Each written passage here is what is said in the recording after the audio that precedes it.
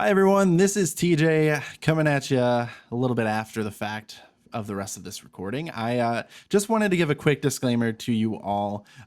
We did run into some audio issues. We mentioned it in the recording here. Aaron and Isaac ran into some issues on their end with what they were hearing. And so a lot of the times, when I'm talking, they weren't getting the full gist of what I was saying. I was kind of cutting in and out. So there might be some awkward pauses. There might be, some repetitive or sometimes we're repeating ourselves. I didn't do that on purpose, but it works. And I just wanted to give everyone a heads up that is the reason why. If you listen to the review episode for this week as well on the quarry, everything this week, it was just all screwed up. And both Richard and myself are also going on vacations within hours of me recording this portion. So I also just want to express how appreciative I am of him and his work of making this work and doing his best to kind of smooth out the bumps a little bit. So thank you, Richard, for that. Thank you for listening, and just stick with me here through it. There's some really good stuff in this episode, so I really hope you appreciate it. Thank you.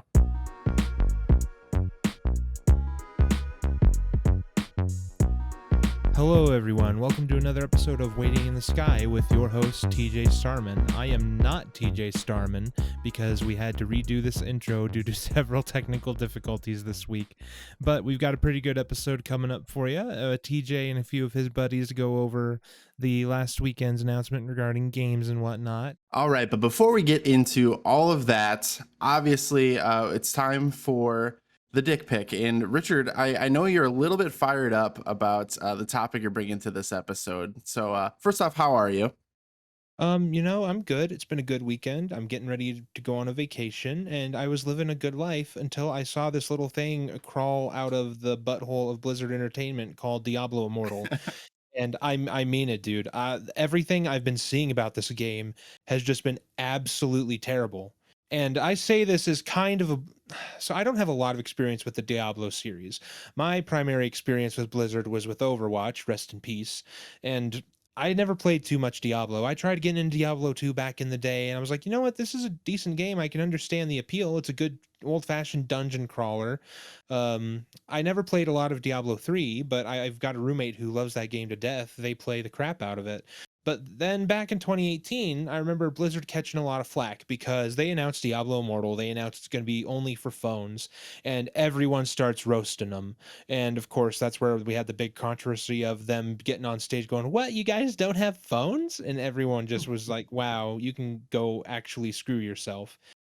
And no one was that excited for it because everyone's like, "Yeah, I'm not going to play a mobile Blizzard Diablo port. That just sounds stupid." Not to mention, it's also being co-developed by these guys called NetEase, and they're a big Chinese company that does a lot of mobile games for phones over in China.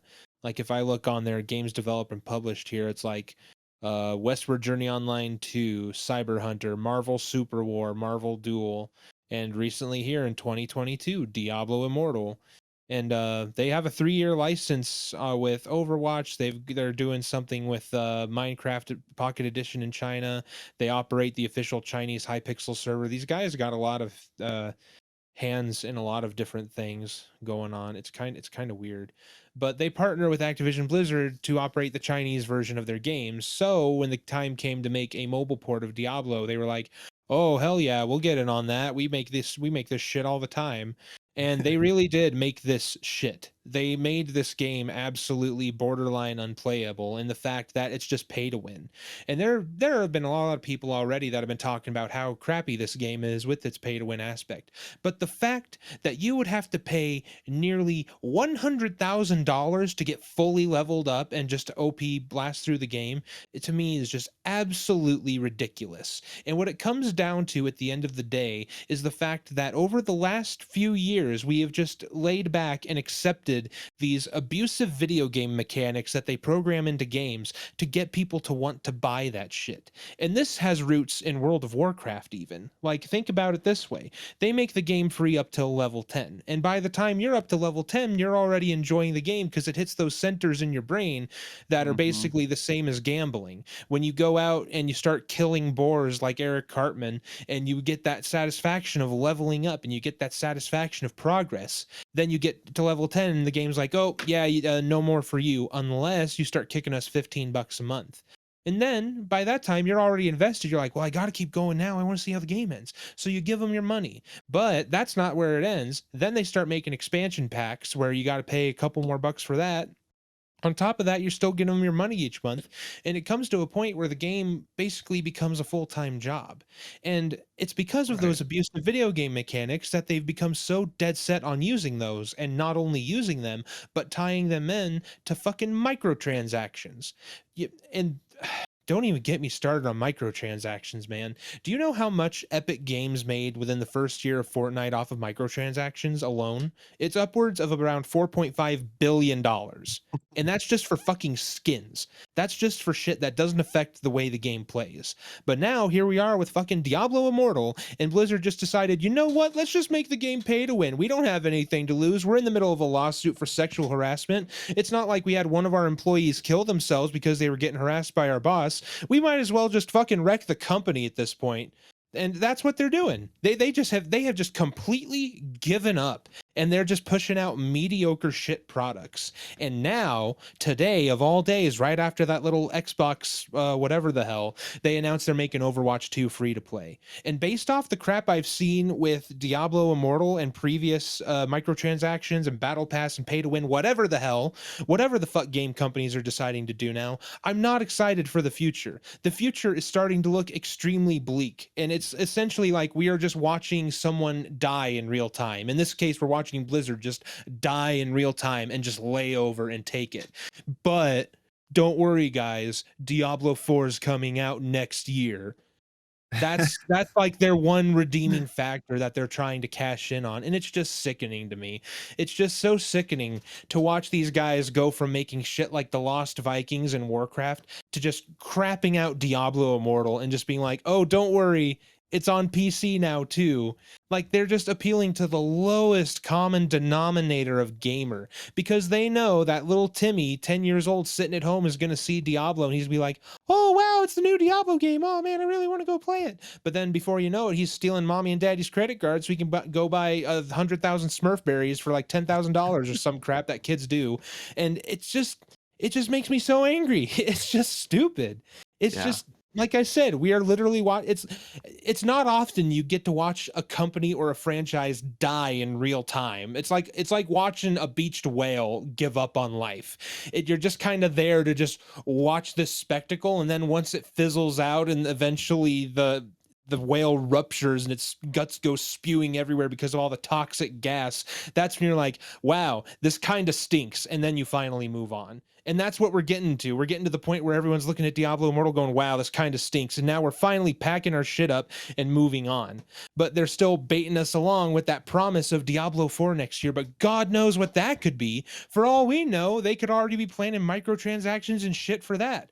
Or better yet, we'll have the same fiasco like Diablo 3 had with the auction house, where people started paying IRL money for in-game items. But essentially, we're already at that point, and it's just so sad to see.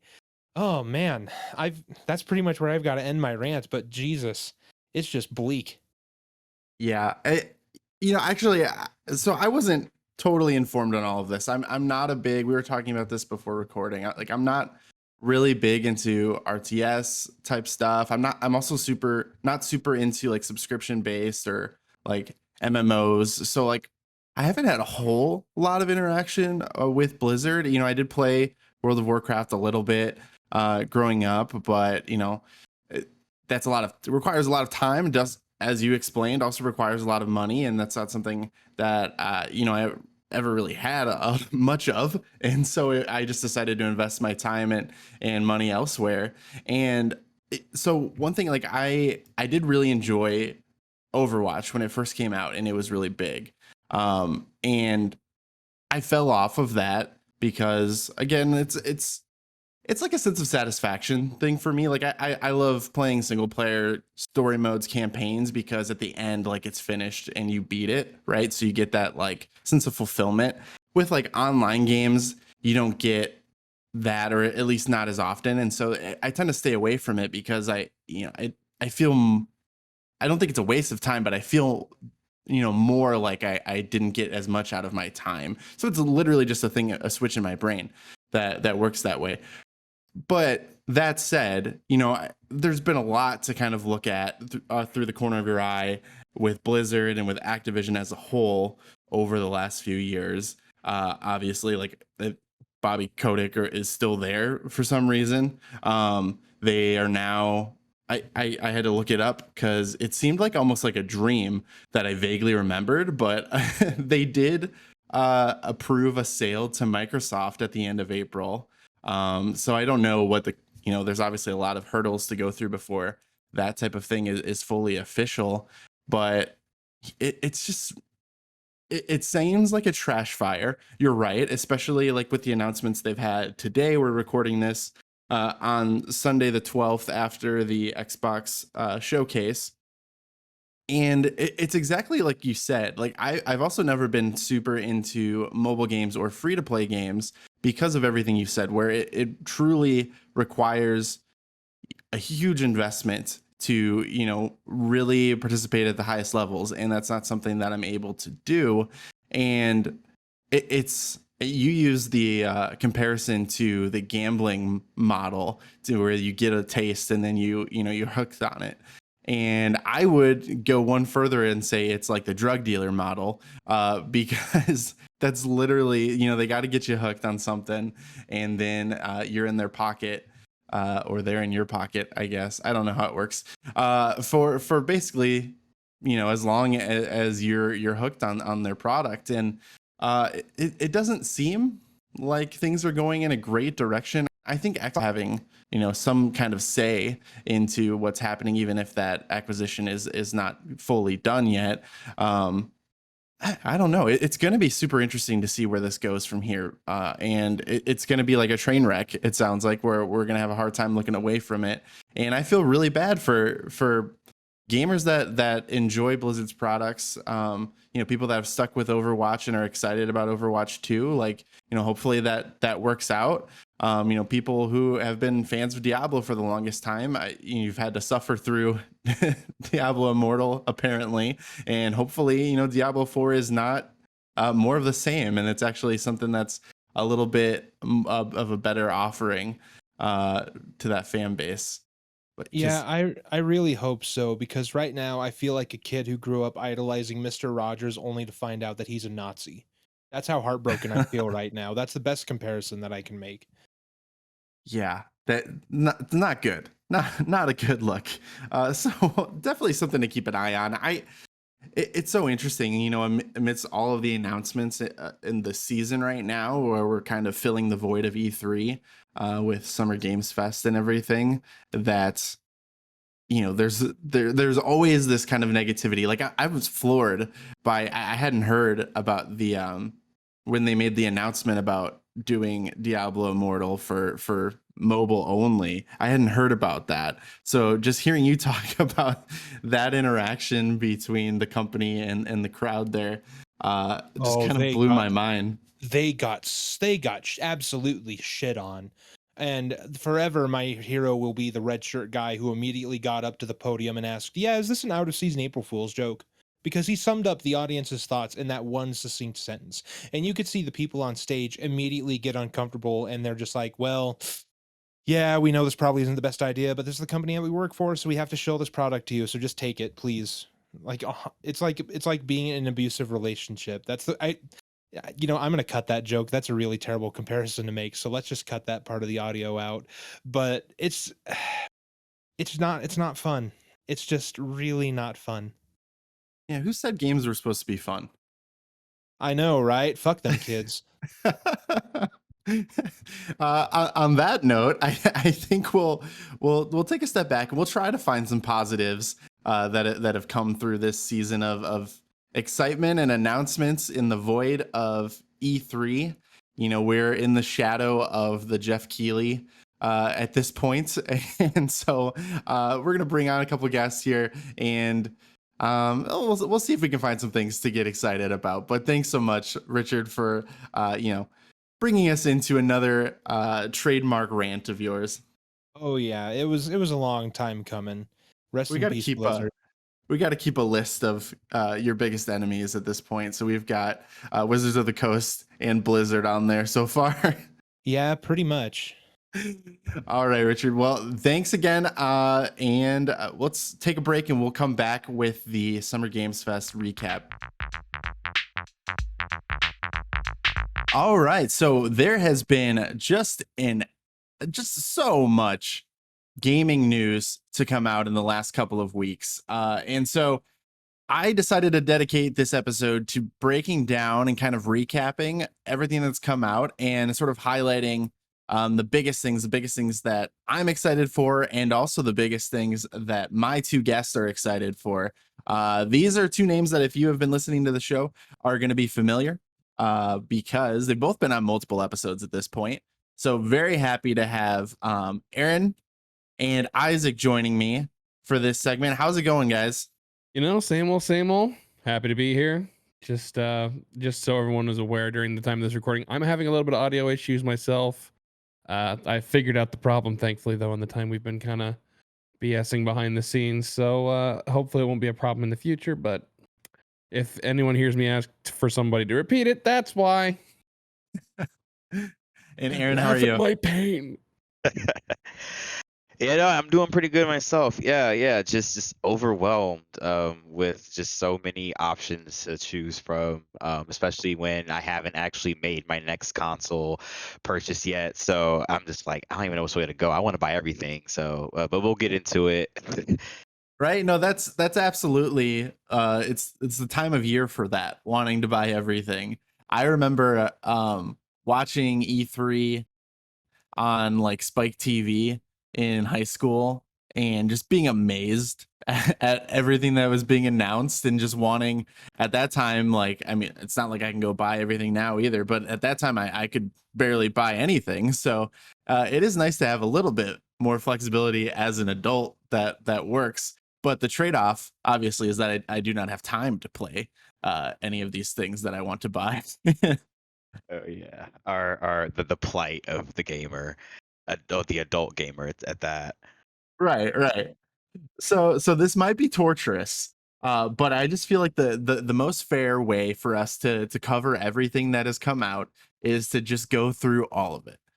So we're gonna go through everything, even if it's just mentioning what was announced, or what we got an update on, and we're just gonna kind of pick and choose where to chime in and with what we're excited about. If we have strong thoughts, even if they're not so positive thoughts, feel free to jump in, guys. But I'm just gonna run through. There's actually a really great article here on PC Gamer that lists everything out. So I'm gonna run through here, and I'll include this URL in the description. So if you want to follow up with anything that we're talking about, you're going to be able to find it there. And they're also updating it. So as more information comes out, there's going to be more added to this list. But yeah, ready to do this, guys?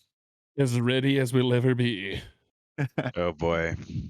All right, we're very excited. So let's kick it off the way that the world kicked it off, and that was with the PlayStation State of Play event. That was it last Thursday? I don't even know what time is anymore.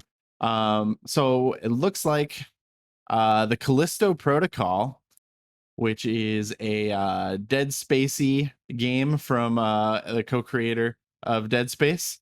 It's gonna be coming out in December of this year.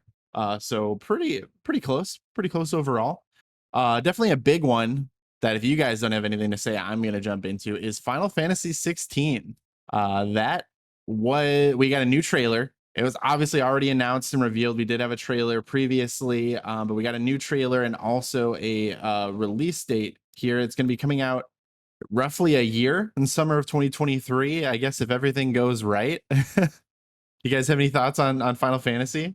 Yeah, actually, I'll go ahead and combine the two we just mentioned in one.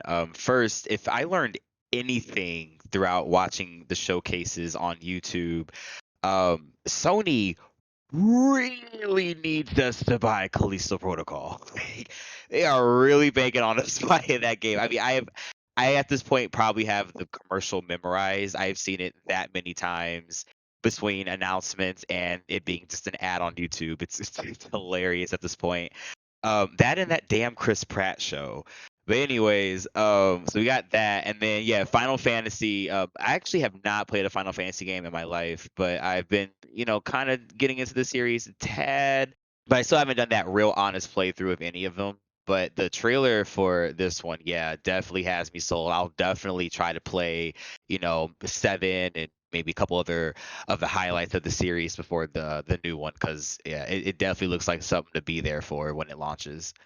Yeah, it looks pretty epic in scale, and just it looks ambitious, which is what I have always appreciated about Final Fantasy games. Is they're always pushing the envelope, if not mechanically, then for sure, visually, and presentation wise. Obviously, the music is also fantastic in the series, so I'm excited for this one. It is more of the high fantasy side of Final Fantasy, as opposed to like the cyberpunk ones that they've done. So it's more Final Fantasy 9, Final Fantasy 12 than it is Final Fantasy 7, if that makes sense.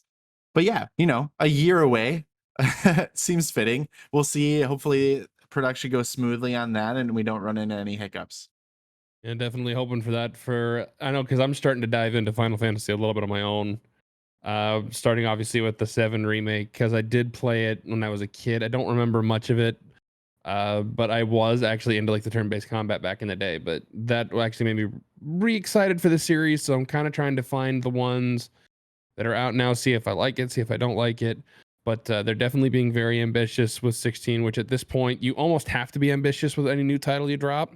And then, like Aaron was saying with the Callisto Protocol ads, they are freaking breaking the bank to try and make that thing successful. Which, as someone who's played Dead Space and loved Dead Space, I'm gonna have to check that out just for reasons. Yeah, and I guess I'll go ahead and admit it. I've actually never played Dead Space, so it's a blind spot for me. And maybe I'd be more excited about this if I had. It's definitely been on my backlog for a long time, but it might just be one of those series that it takes the remake coming out for me to jump into. Who knows? We'll see.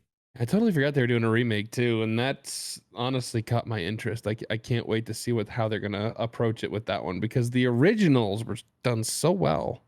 Well, 3 wasn't as good as the first 2, but it's kind of hard to get the trifecta when you're doing a trilogy. Oh, for sure. So on that note, speaking of spooky remakes, Final Fantasy, Resident Evil 4 remake was announced officially at State of Play. This was rumored for a long time. It seemed like an obvious step for Capcom to be taking. I am super excited about this because I got into Resident Evil with the Resident Evil 2 remake, and that opened the floodgates for me because I went from RE2 remake into RE3 remake into RE7 into RE8, and I've loved all 4 of those. And it's really just, I tried to play the original Resident Evil 4 and it was just the controls for me that were too old, and that's on me for missing the bus, to be honest, because if I would have played it in its day, I probably would have been able to enjoy it. I think after playing the modern controlled versions of those games, it was just hard to take the step back. So I had to put it down. But I'm super excited to see this one getting that same treatment, and I am totally on board with jumping into this one. Yeah, that honestly not much of a surprise, considering they've already done 2, they've done 3. I'm actually surprised they haven't said they're going to redo. Well, I guess they technically already did 0 and 1. They already remade those technically. So it was just the next logical step. It was not a matter of if, it was a matter of when. And now we know our when, or at least a general idea. Totally. I think the other alternative that was kind of rumored, it was like, well, are Capcom going to go with the RE4 remake, or are they going to go with a Code Veronica remake? And 4 made more sense, so I'm fine with that. Looks like the next Yeah, I up. just want. Yeah, sorry. Because No, no, no. Go ahead. Yeah, Resident Evil super fan here. I literally just did a replay of the very first one on PlayStation last week, and not the director's cut. But yeah, I'm a super fan. I have every single one. But I mean, the only thing with the 4 remake, I just 3 flipped into that, things are getting kind of samey with, visuals and gameplay styles. So it actually never said samey ever in my life. That was the first. Y'all both caught it and it's recorded. So awesome. But anyways, I'm just hoping that the 4 remake brings, some new stuff to the table, just as 4 did originally when it was first released. That's why I kind of wouldn't have mind a Code Veronica remake, because as far as the fact that the first remake in 2001 for the GameCube was kind of a response to how the first PlayStation, the original one, just kind of immediately fell into more of a campy side of things compared to Resident Evil 2, 3. I really I feel Code Veronica could use that treatment. It's a good story. It is the true, Redfield sequel, as you see what happens to both of them, brother and sister, after the events of Raccoon City. I wouldn't mind. I do kind of have a little bit of justice for Code Veronica in me, but all right, cool. Here we are, Resident Evil 4. I just hope RE4 can be very different from the RE3 remake, and it does look like it will be, but we have also had Resident Evil Village and 7, and someone did recently, and I haven't played Village, but they said that when they played Village, it didn't make them feel during with how they felt when they did their first playthrough of 4. So just some thoughts on Resident Evil, but I'm still gonna check it out, of course.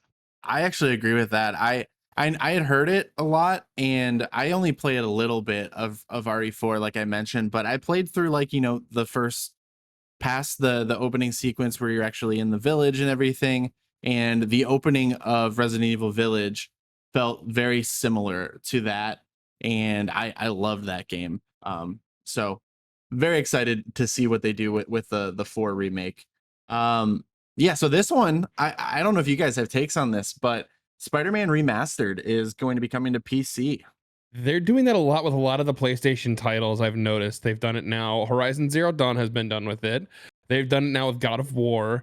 I think Sony is finally dipping their toe in the pool of the large player base that they're missing when it comes to PC gaming.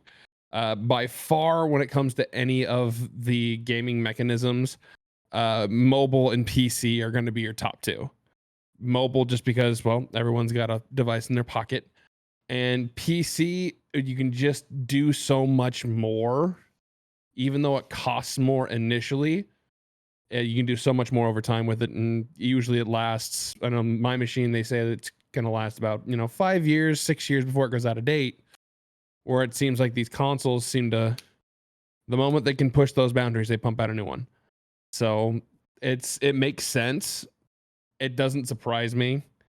I actually kind of want to see how they maybe or maybe not improve the graphics, if at all, or if it just looks just as pretty as if it wasn't a console. But I know I'm going to play through it again. I've played through it 3 times already on PS4, so I'm ready to do it again. Let's do it again.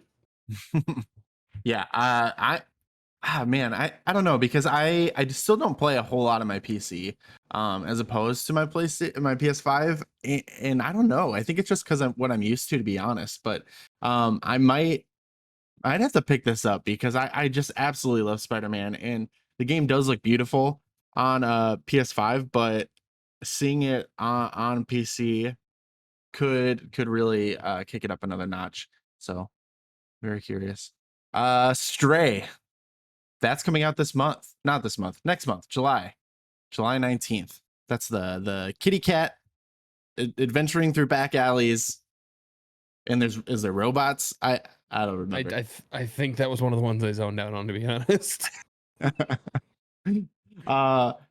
Street Fighter 6. I know Aaron is going to have thoughts on this. Well, well, okay. I do have a little bit of interest in Stray. Just I'll go ahead and give that a little support from the group. But probably not at launch price, but you know, I'll get that on sale. But yeah, Street Fighter 6 is coming, and yeah, I'll be with the fighters like crazy, and I gotta be real. I don't have much of an opinion on 6. I think it's just so early in what we have seen and what we have, and just there's even a lot of 5 I haven't really explored. Fighting games just feel really big now compared to when I was a kid. I don't know why, but so I just feel like I just don't have time for all of the main fighters that we have out right now. But no, I'm definitely gonna get it, and I'm sure I'm gonna have fun with it. I don't know.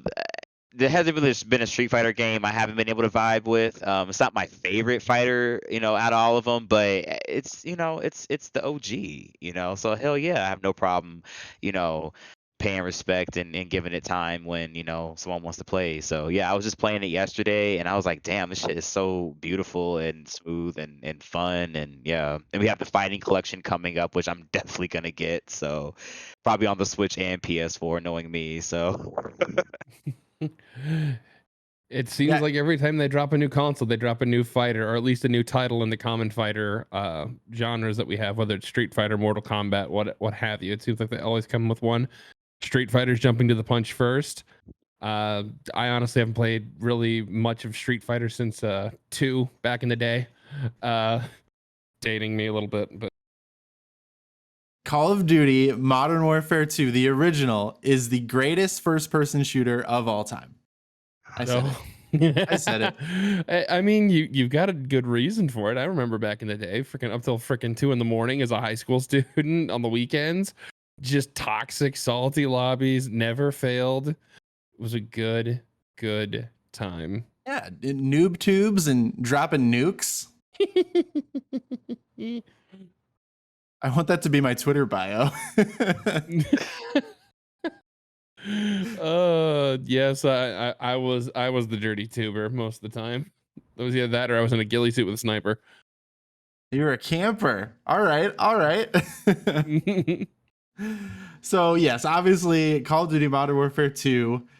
This is a continuation, a sequel to the Modern Warfare reboot that came out a few years ago. I think it was 2019, but it feels like it was 20 years ago at this point.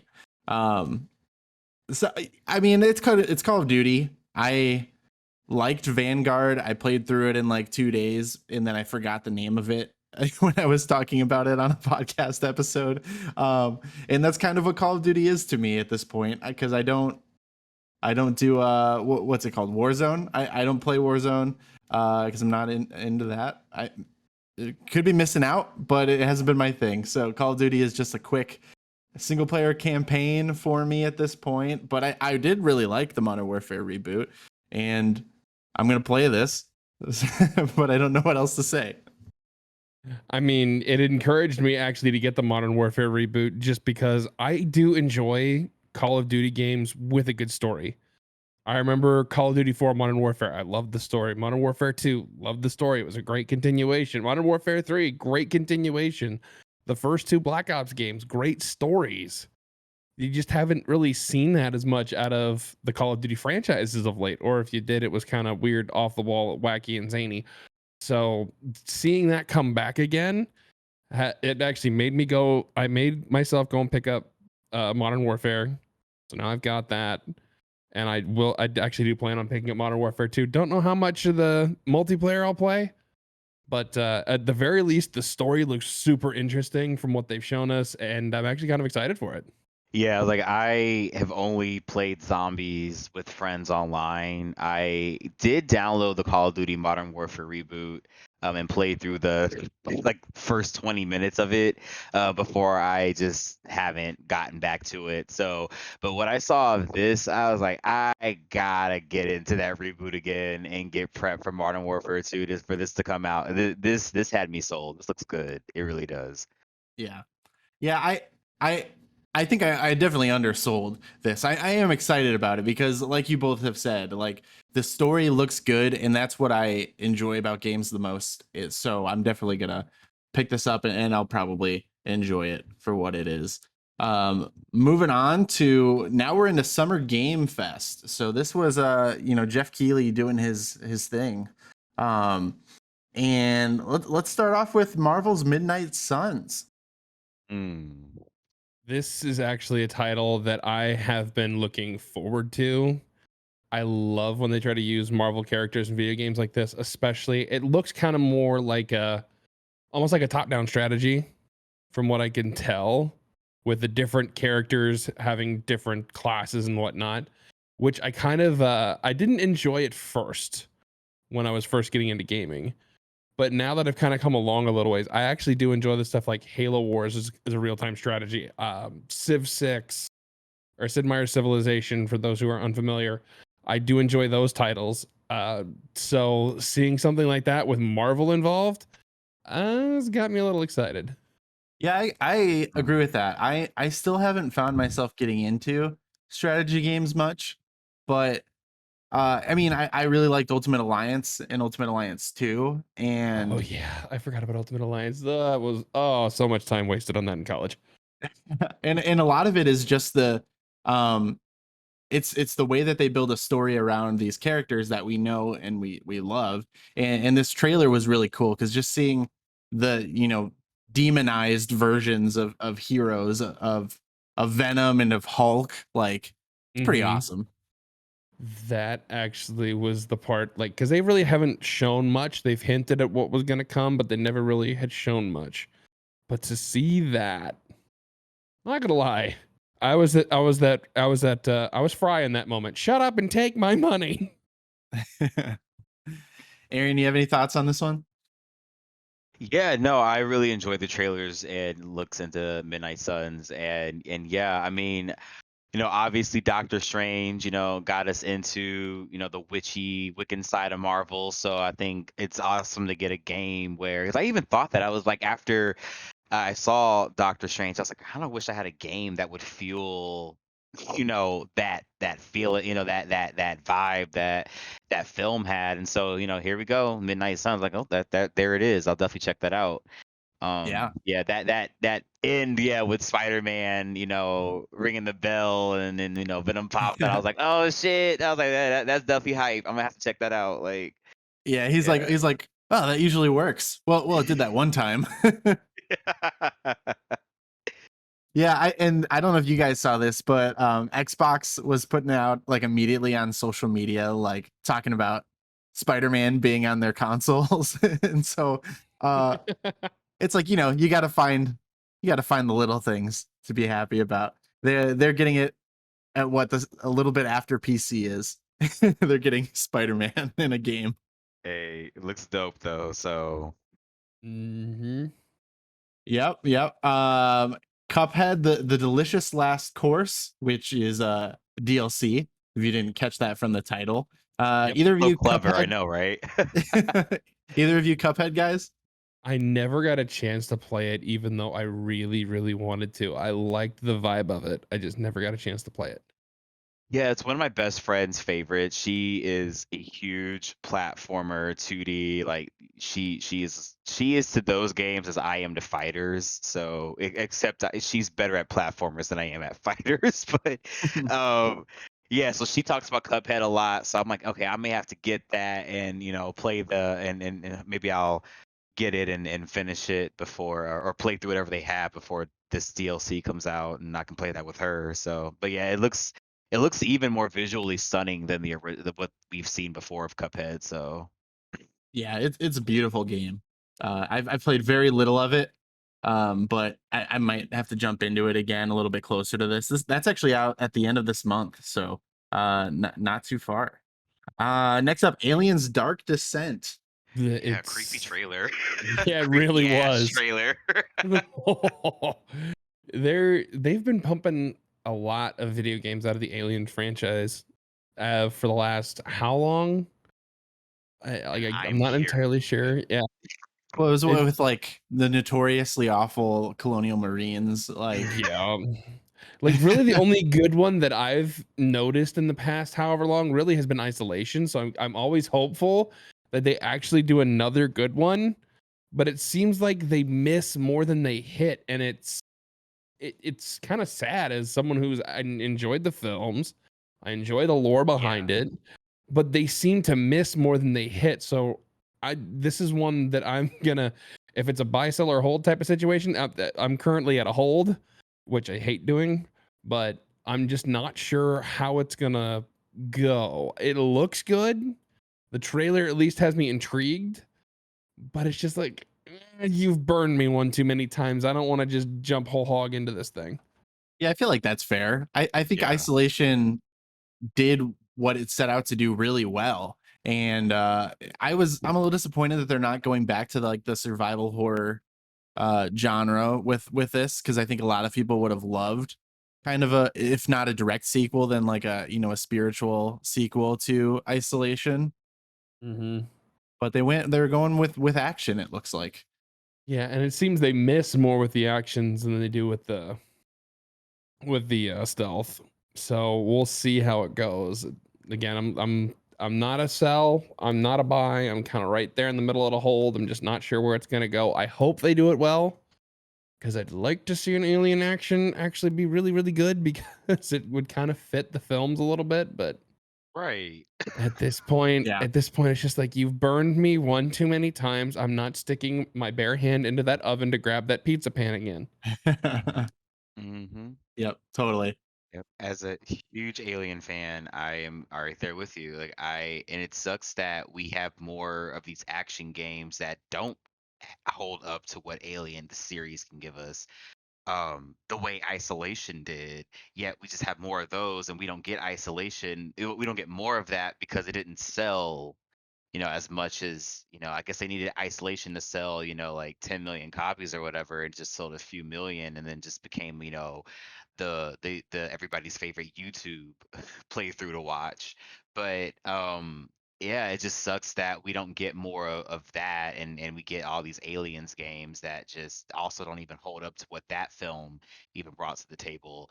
Yeah, Alien is just a hard series to love, both games and films. You just get so it just feels damned if you do, damned if you don't. Mm-hmm. Mm-hmm. Yep. Such Yeah. a great franchise. I love it so much. Yeah, it definitely deserves a few more successful games than it's had, for sure. So I'm definitely there with you guys. I'm gonna run through like probably the majority of Summer Game Fest now at this point, rapid fire, because there is a lot. So All right. you two just jump in and stop me if you want to talk about any of these. And I'll probably talk about one or two of them as well too. All right, ready? Here we go. Flashback 2 coming out winter of this year.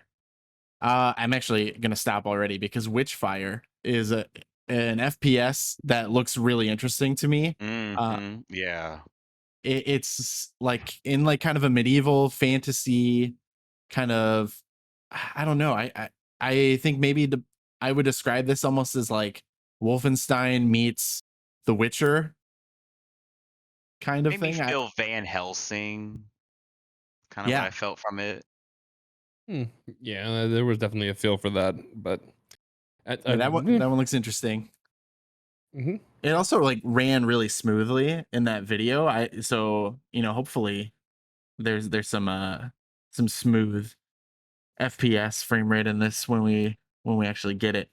Fort Solis, a single Oh, that player looks space thriller good. set on Mars. Yeah, it looks good. It looks scary. I don't. Routine. You see, the fact they're not jumping to my head just Yeah, I know you're doesn't. good. They're both like horror movies in space, or horror games in space, which is Yeah. intriguing. Um, we'll see. There's an expansion for Outriders called World Slayer coming out June 30th. Fall Guys is going free to play on June 21st. Do you guys get into Fall Guys? I actually really do enjoy Fall Guys, but it's more of a just kind of a mess around, goof off with friends type of thing. So it's going to be interesting seeing that kind of come back or trying to make a comeback here with going to free to play. And I think it could work because Fall Guys was a lot of fun. It still is a lot of fun. It's still very popular when it comes to the how do I want to, what genre does it technically fall under? Whatever it is, it fits. It's really good. I actually do enjoy it. So seeing it make a comeback with going to free to play to expand the user base, I think is a good move. And I think you're going to see a lot of that when that drops for, they'll have its few weeks of glory again. Yeah, totally. I'm fine with this. I think it'll be cool. I'll probably jump in at least a little bit. I haven't really played it this far, but I've watched gameplay. It's one of the few games that I have actually just watched people play and have had a good time doing so. Yeah, so I'm cool. Mm-hmm. Stormgate, RTS from ex StarCraft 2 developers. That's that one. That actually looked very intriguing to me. As someone who's kind of finally getting into the real-time strategy stuff, it's definitely piqued my interest a little bit. And of course, StarCraft was done so well by those guys, and construct more pylons. But I digress. It's I think it's gonna be something to watch, I think. So it's going to beta in 2023 is what we have as far as release goes. Mhm. So who knows when that'll be out. Probably I'd say probably late 24, early 25. That's my guess. Makes sense. I'm actually kind of curious about High Water, which is a survival game. Yeah. Set in like a world that is now flooded, post apocalypse. So yeah, I just think it has a really cool looking art style. I like the simplistic, kind of cartoony, cell shaded look. I dig that. So I'll probably check that one out for sure. American Arcadia. I'll read they've got good blurbs here. That's that one that's like you're basically trying to escape, isn't it? It's like you're stuck in a spot where they don't want you to escape, but you have to escape. I think is that one, right? Yeah, A it's like stealth reading that right? action game. Yeah. it's like Inside in 1970s fused and made this game. It's kind of have that vibe to it. And I liked it. I thought the 70s aesthetic added to the creepiness of the surveillance and the you're being watched and the want to just escape this. Yeah. Okay. Yeah, I am remembering it right then. Okay. Because that reminds me, there's a few titles that are like that are out right now that I know have been pretty popular. So it's nice to see another one kind of embrace that. That kind of it's definitely going to be more of a stealth game. It looks like, and it's going to be. I think that's got my interest peaked at least a little bit. Yeah. Yeah, so that one it's coming out soon, so don't have a definitive time period for that one. This I thought was hilarious. Goat Simulator 3 just full on trolling everyone. Oh my gosh. I love that. I literally wrote that like as on my notes that has like a gold star next to it for best trailer. It really was. The gold I loved that. Yeah, just a dude completely oblivious, just running, and all of a sudden all these goats show up and just start messing with everything. It's like, it's great. That's well done on that trailer. Well done. Well, and I assume you guys know the reference. Yes, that's why I loved it. Because at first I was like, "Oh my god, is someone bringing it back?" And then like the D on the headphones, I was like, "Oh my Yeah. god!" I was like, "What is this? This is weird." And then all of a sudden, it wasn't zombies; it was goats. And I was like, "Oh my god!" And then it said "Goat Simulator." I was like, "That hell, y'all, I'm buying it just for this fucking trailer. Like y'all did that shit. Like, Yeah. RIP Dead Island 2. Because I don't think it might ever come back. But we'll see. That's it. That is going the way of pretty much every single Valve game when it tries to get to a third. Yeah. No. I think if they do ever like release Dead Island 2, I think they need to come out with like a trailer that plays off of this one too, and just take it one step further and then like have zombies attack the goats or something. It would be super meta. That would be very meta, but it would be very, very clever, and I think it would be very well received. Yeah. It would be so Uh, funny. so, I mean, any interest in the game? I've not played any of the Goat Simulator. Oh, you just hurt my soul. I'm sorry. God, I had so much fun messing around with that because that came out. The original came out when we were in college. Oh, I just wasted hours just completely messing around. Like, it was just a Yeah. great way to de-stress and not care and just you're a goat. Who cares? It was great. Yep. Um, yeah, we'll see. I'll see. I might mess around with it if I'm bored. Who knows? They may have I don't earned know if any of them are gonna some come. goodwill.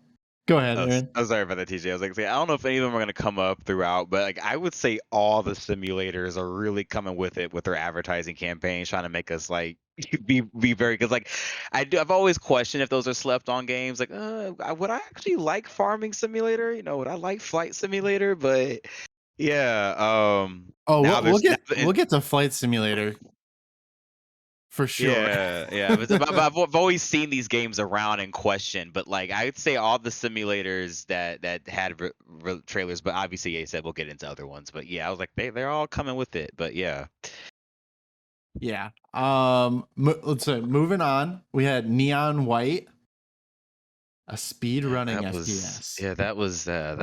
that was interesting. Yeah, I don't know. That was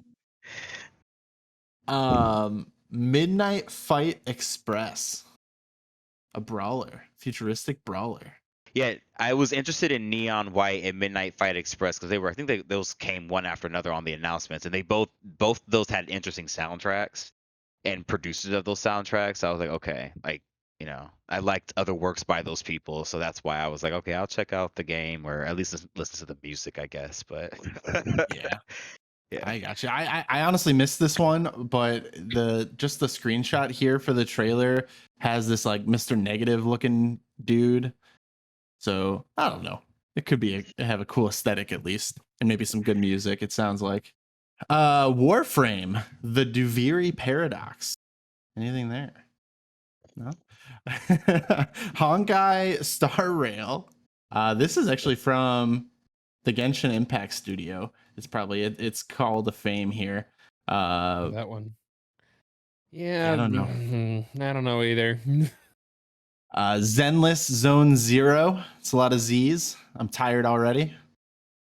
yeah, I thought that one looked cool. I wrote it down as something that I might watch the trailer again. I didn't narrow my list down of standouts, so it's just a whole. Like I'm pretty sure as I go through them again, there's some I'll be like, okay, not this one, but I did write that one down. So Yeah.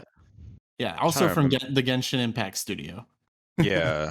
It's almost like they got a ton of money from somewhere and now they're using it. I thought that joke would have landed better. All right. Yeah, had The audio I is not kind of gotten choppy, so yeah. yeah, I got the robo so that cut out. So I'm like, I don't It's the know what was audio said. issues. It's the audio issues. It's always the audio issues. Blame No. those. The jokes are hilarious, people. It's the audio's fault. Then again, it could just be funny that the fact that we just didn't react. Anyway, TMNT, Yes. Teenage Mutant Ninja Turtles, Yes. Shredder's Oh, Revenge. Teenage Mutant Ninja Turtles. Yes, Teenage Mutant Ninja yes. Turtles. Teenage Mutant Ninja Turtles. Heroes This in a half is- shell. Turtle power. You ready Like- for this? Yeah. If you're listening to this episode, you can play that game right now because it comes out June 16th, the same time this episode does. Booyah. Oh. I always wanted to announce a game is available today. Right? It's great. Oh man, I know I'm jumping on. It looks so fun. The fact that you have 6-player co-op, that's awesome. This is literally what we've been waiting for as fans. As I'm sure all of us love our old school '90s TMNT games. Like, yeah, this is exactly what we've been waiting for. Like, yeah, if you love the arcade games, yeah, like The arcade game is finally coming home. Yes, I am. I don't know anyone that's not excited for this game, honestly. Well, I bet say I don't know anyone at least directly, but I have a general idea of the kind of people that wouldn't. But I also have a general idea of the people that will. So I think it's gonna be a good time. There's two types of people in this world: people that are hyped for Shredder's Revenge, and people you don't need to spend time with. Ooh. Super People, a free-to-play battle royale game where people have superpowers and yet fight with guns, is the description on PC Gamer. I laughed at that myself in the trailer as it happened. I was like I thought it was gonna do its own thing, and then I was like, okay, this looks like I couldn't help but feel like it looked like Overwatch to me. But I did write it down as something I will check out, look a little bit more into because that is the battle royale is a genre I kind of hate on a little bit, and I think a lot of us gamers, I'm noticing a lot of us are trying to step out of our comfort zones with our gaming selections. And so I'm trying to open myself up to new things too. And so I did write it down. I will look more into it, but because the character designs looks pretty cool. Yeah, that's for Mhm. games like that. It all comes down to the characters. Well, the mechanics, obviously, but like if you can make like a solid game mechanic, a solid loop, and then build some like interesting characters around that, then I mean, you're gonna have at least a decent game. Yep. Which is why, like, at first when they did it, I did the whole, rock eyebrow raise, like, what the heck? But at least they're doing something to at least grab our attention with it. So it at least is going to get a look from me at the very least. I have no idea what they're going to do when it comes to, are they going to do it free to play? Are they going to do it, you know, a lower cost because it's just a battle royale? I don't know. But at the very least, it's going to be worth a look from me. Yeah, worth a look seems like a fair assessment for sure.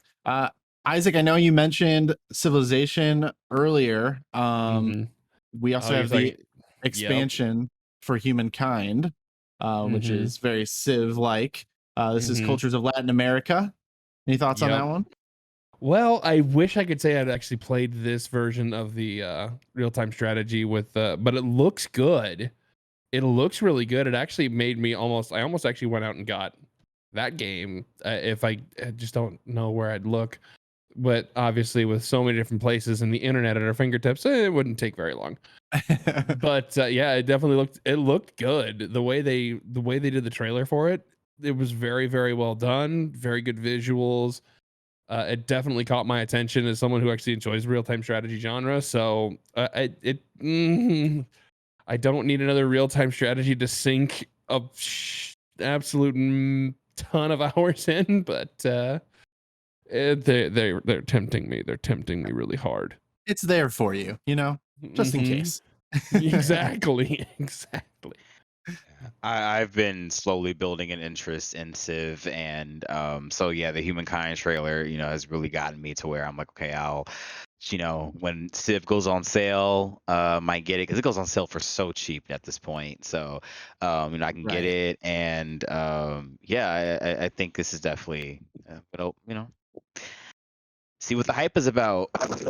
Because I have a lot of friends that love Civ and games like it, so. Mm-hmm. Yeah, no, it's a huge fan base. So, would love to see another successful series in that genre. One Piece Odyssey. So One Piece has eluded me, to be honest. I'm so hesitant when it comes to One Piece games because they're doing a JRPG, but like I think they are really yet to do a JRPG of the One Piece series that actually follows a story, which is really what I want because I'm a huge One Piece fan. I'm almost all caught up on all the episodes. The only thing I haven't really done is read the manga, but I really, really want to. But naturally, thanks freaking shortages and backlogs and shipping, I can't order any of it. You jerks. But yeah, I'm a huge One Piece fan. This has me very intrigued. I really, really want to give it a shot at the very least. But I I really want them to do an actual along the lines of the actual story, which I guess you could technically say they've done with the Pirate Warriors franchise, which is more like the Dynasty Warriors.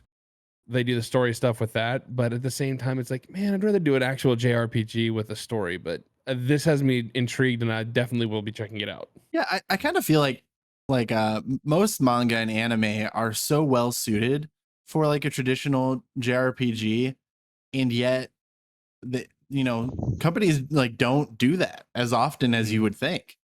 Yeah, they really don't. The only one that I've seen, at least it's caught my eye. They've done it with Dragon Ball Z and like 8 Ways to Sunday. It seems like because that's all been pretty much all completed. They haven't done anything with the super stuff yet, but Dragon Ball Z Kakarot, for example, that's the most recent one. That's what they did with it. It was a more or less a JRPG of the Dragon Ball universe, and it's really good, at least from my perspective. I enjoyed it.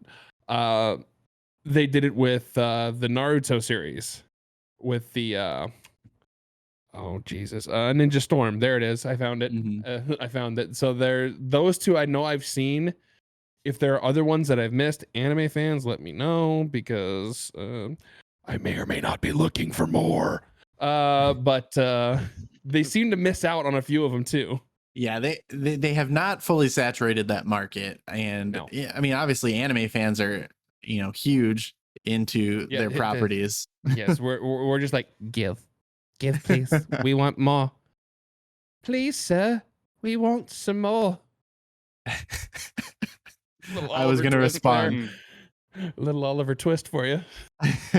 People were not expecting that Nope. on this episode. But that's because you lack culture, listener. Just kidding. Don't turn this off. Keep listening. All right, so That was well done, though. That was well done. Our resident thespian, Aaron, with the critique. I like it. Soul Hackers 2. I've never even heard of the first one. But Nope. this is from Atlas. Obviously, they do some good stuff. Yeah, that's what I thought. I was like, oh, there was a 1, but oh, okay, all right. Well, I'll look into it. It's like, yeah, I didn't know 1 existed. What? I'm dying at these descriptions on this website. Okay, the second Soul Hackers game and the 5th Devil Summoner game, and also the 55th Megami Tensei. Look, it's a JRPG where you summon demons to beat up God. Well, that sums it up, I guess. Yeah, gotta love the explanations. Yeah, absolutely. Metal Hellsinger, rhythm shooter set to metal. That one. I missed. Stupid audio bug cut out at the worst moment. I'm like, which one is that? And then you said the description. Not gonna lie, that actually has me really intrigued because it looks awesome, and the fact that it's gonna be metal music in the background while you're doing it. I enjoyed the Doom remakes. I was just gonna say, I would argue that description fits both Doom 2016 and Doom Eternal. Yeah, yeah. It's just like they're kind of going, but they're actually doing. I think there's actual vocals and everything. I don't think the Doom 2016 and Doom Eternal had vocals that I don't remember. And if they did, I was probably too into it, killing demons, to pay attention. I think it was instrumental. Mm-hmm. Yeah, so the fact that they're gonna add like vocals and it's a lot of big names too in metal that are lending their vocals, so that's actually really cool too.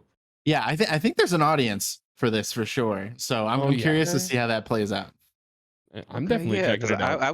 I kind of dissed it when I saw the trailer, but you kind of got me more sold on it.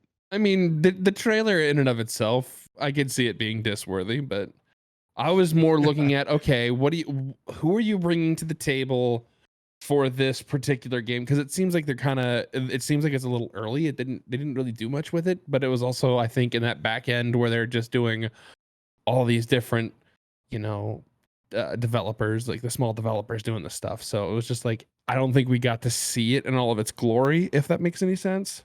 We just got to see a snippet, and sometimes snippets don't do things justice. That's fair. Next up, Nightingale, a shared world survival game set in a fantasy world. I have no opinion on that.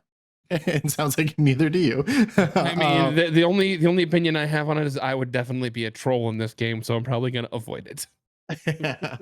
Yeah, it was alright. Yeah, it's a lot of games that were announced, so it's just a lot of these eventually Yeah. kind of blended in with each other, just Yes. similar aesthetics and genres, and yeah, feel Yeah, like I saw like 5 PT successors.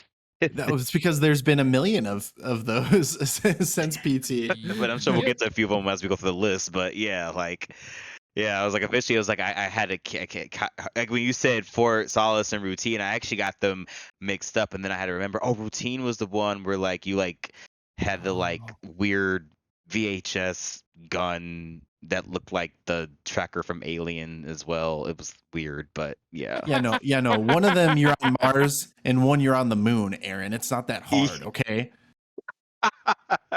It's just Totally this. different. I don't know what that was, but Isaac That's in me having his- fun with a voice changer. That's what it is. Oh boy.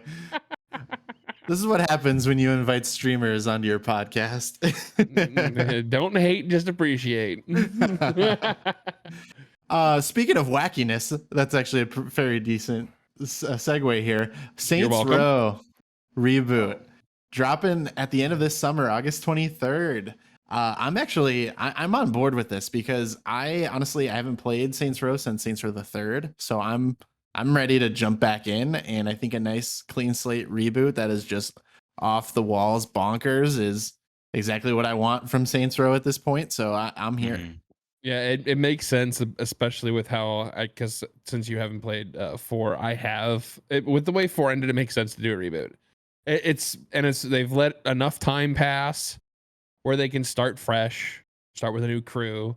I like it. I'm here for it. Warhammer 40,000 Dark Tide. I've never been a big Warhammer person with either the video games or the tabletop. Yeah, me either. This one looks interesting. Layers of Fear, a sequel. Yeah. I actually scary.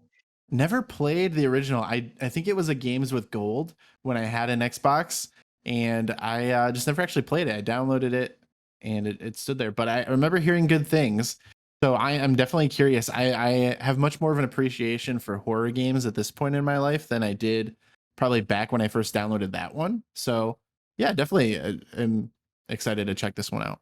Yeah, the first one was pretty good. It wasn't mind-numbingly exceptional, but it wasn't a bad point if that's where you wanted to start with the series. So Layers of Fears might be worth a look. And just A+ naming there. I mean, that's how you do it, folks. I mean, sure they ripped off the Alien franchise, but we don't mention that. But you just did. We don't mention that. Okay. Gotham Knights. We don't talk about Fight Club. You want to hear another thing that we don't mention? We don't mention that for some reason this game doesn't take place in the Arkham universe. Yeah. I don't understand the thought process behind that. I'm pretty sure the only thought process is they wanted Batgirl in it and they didn't want to explain. Well, that's not even the case because this is Batgirl like post recovery from her debilitating injury at the hands of the Joker that left her Yep. unable to walk, and in her role as Oracle for Batman. Mm-hmm. So I just feel like this is going to end up being very disappointing, and so I'm going in with very, very low expectations is my strategy. Same. because it's got Arkham in the title, so you already know that there's going to be fans that are going to expect it to be within that universe, or are going to hold it to that higher standard. You put that Arkham tag in it, you're immediately held to a higher standard. Well, technically it doesn't have. It's Gotham Knights, not to be confused with the it Arkham should have been Knight. Arkham Knights. Should have been Arkham Knights. That's what I saying. mistakenly called it, and then I had to scratch it out and write Gotham. Yeah, just the Hey, when has scratch that out. Warner Brothers and DC ever done anything wrong? Let me think. Hmm. Maybe Batman versus Superman. Oh man. Crazy. I'm gonna get a lot of hate for that from a lot of people, but I'll stand by that take. Batman versus Superman, like it started great, but then the execution on that film was terrible. They used a Yeah. really good story way too soon. It's true. It's true. They didn't earn that movie is the biggest No. thing. No, and it pissed me off the night I walked out of that on release night. I was pissed.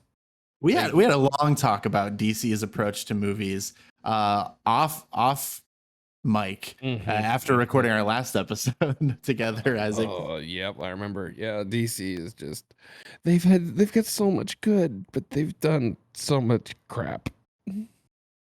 That's fair. That's a fair assessment. Well, and I just got into Arkham this year, and I'm taking it slow. I'm still going through Arkham Asylum, so I'm just gonna go ahead and chip jealous. away at those, and I'll worry about Gotham Knights later. Smart move. Smart move. Next up here is a game I've actually been playing. And actually, at the time of recording this, we're late on my promised review episode of The Quarry. Oh, The Quarry. Yep. It seems like everybody and their mother that I know is playing this game. I'm not, because hell, I haven't even played its quote unquote predecessor Until Dawn. I've watched it a ton.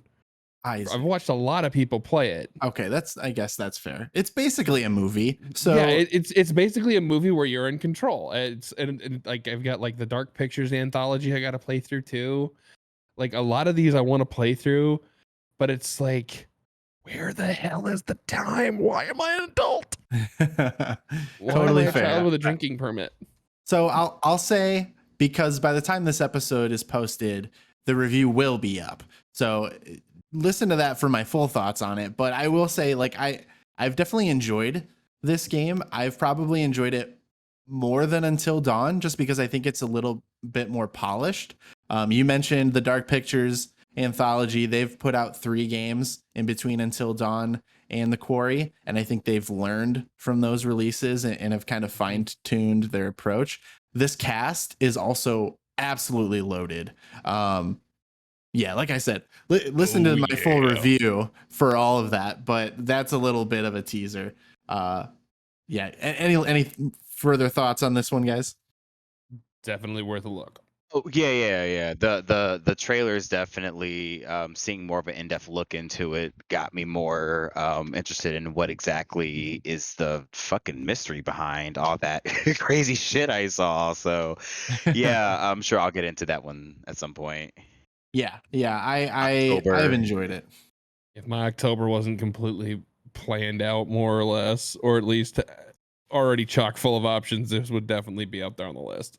So the thing with these games, and it was the same with Until Dawn, is there is a lot of variety, like in the storylines. And I guess I won't speak too much on it because I don't want to end up repeating myself. But it's a fairly short playthrough to get through the story, but the replay value is just so strong, and that's the biggest thing. So that's why my review was delayed, is because I wanted to actually get through a full playthrough before speaking about this one. Yeah, it makes sense. A lot of those games do have a lot of replayability, which is what makes them enjoyable. So definitely can't fault that. And I'm just gonna keep my segues rolling here, because if you like replayability, then maybe you are the audience for The Last of Us Part 1, because you've played this game already.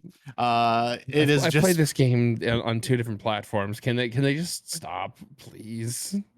Can we stop re-releasing games on platforms, please? I will stand by this take.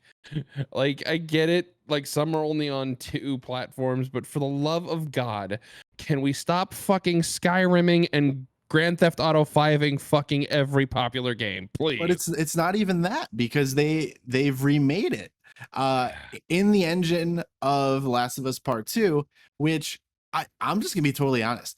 I told Aaron this in a group chat after this was it was leaked. It wasn't even didn't make its reveal like planned. It was leaked, and so I saw this and I said, this game is 1000% unnecessary, but I am probably gonna love it. Oh yeah, well, that's the thing. It's 1000% unnecessary, but I know my stupid idiot self is gonna buy it, and I'm gonna play it because I love the game. And I'll want it on PS5 when I get that particular console. Still don't have it yet. They just don't. Why do supply chains have to be so evil?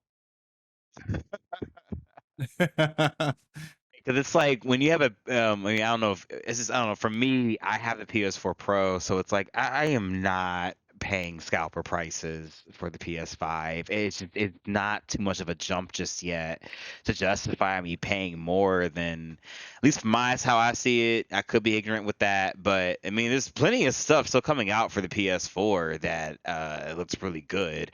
But yeah, The Last of Us, yeah, I'm gonna be honest. I'm definitely gonna skip this one. I'm skipping it, and I'm okay with that. I think that's fine. See, I think if you don't want to play this- this, that's this totally game has fine. been out. This game has been out 8 years. Is that right? 2014. Is that when it originally released on PS3? It was the tail end of the PS3 life cycle, which is why they immediately remastered it for PS4. Yep. And this is going to be its second remaster. That's why it's just like, really, bro? Really? Remake, Isaac. And yeah, Like they haven't no. even, right, they haven't even, Capcom They- hasn't even done the first Resident Evil again. Like the last time they remade that was 20 years ago. Like Like Dead Space is they just now getting a remake, you know? Like come on, Mhm. man. What if like this what they if haven't this let the is what body of they haven't let the bodies from the first go round cool yet. Like I'm talking from PS3 go round. They haven't let those particular zombie bodies cool off yet. No, And they're already here's making a second one. here's my theory. Are you ready for this?